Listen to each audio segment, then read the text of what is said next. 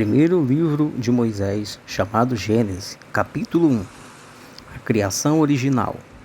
No princípio, refere-se ao início da criação, ou pelo menos quando nos referimos à criação deste universo, ao Deus não formado, sem feitura prévia, incriado, não tendo nenhum começo. Ele sempre foi, sempre é e sempre será.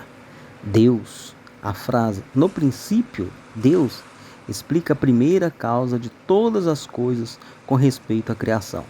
Criou os céus e a terra. Os céus e a terra, porque Deus criou todo o universo. Gênesis, capítulo 1, versículo 2. E a terra estava desolada e vazia, e a escuridão estava sobre a face do abismo. Deus não criou a terra originalmente desolada e vazia. Ficou assim depois de um acontecimento catastrófico. Este acontecimento foi o resultado da rebelião de Lúcifer contra Deus, o qual teve lugar em algum tempo da eternidade passada. E o Espírito de Deus, o Espírito Santo, movia-se sobre a superfície das águas. Significa o mover do Espírito Santo e o começo da vida. Gênesis 1, versículo 2. Gênesis 1, versículo 3. O primeiro dia. E disse Deus. Expressa a maneira pela qual a criação ou a nova criação foi efetuada. Essa frase é utilizada 10 vezes e de maneira exata, com exceção da última vez onde diz: E o Senhor Deus disse. Gênesis capítulo 2, versículo 18. Haja a luz, e houve a luz. Deus é a essência da luz. João 1, versículo 4 ao versículo 9. A palavra de Deus é de tal magnitude que a luz continua alargando-se no universo à razão de 299.792 km por segundo. Gênesis 1, versículo 4. E viu Deus que a luz era boa. Fez o que foi projetada a fazer. E Deus separou a luz das trevas. Refere-se ao fato de que já houve período de luz e escuridão. A escuridão é simplesmente ausência de luz. Versículo 5. E chamou Deus a luz dia, uma descrição de caráter, e as trevas chamou noite. Tem a ver com a revolução da terra. E foi a tarde e a manhã, o primeiro dia, dias de 24 horas literais. Gênesis 1, do versículo 6 ao versículo 8, o segundo dia. E disse Deus: haja um firmamento no meio das águas. Refere-se a uma expansão entre as águas, por assim dizer, chamada atmosfera, para que separe as águas das águas, a água das chuvas nas nuvens e a água na terra. Versículo 7. E fez Deus o firmamento. Há uma diferença entre fez e criou.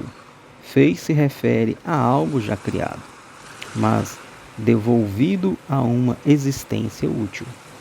E separou as águas que estavam debaixo do firmamento, os oceanos, os mares, os rios e etc., das águas que estavam sobre a expansão. Água nas nuvens que cai sobre a terra. E assim foi. Versículo 8. E chamou Deus a expansão céus. Esta palavra, tal como se utiliza aqui, refere-se à atmosfera ao redor da terra. E foi a tarde e a manhã, o segundo dia, um período de tempo de 24 horas. Gênesis 1, versículo 9 ao versículo 13. O terceiro dia. E disse Deus: ajunte-se as águas que estão debaixo dos céus em um lugar. Refere-se ao lugar destinado às águas na terra, os mares, oceanos, rios e etc. E aparece a porção seca E assim foi. Refere-se aos continentes sendo formados, exigindo grandes convulsões na terra. Versículo 10. E chamou Deus a porção seca terra.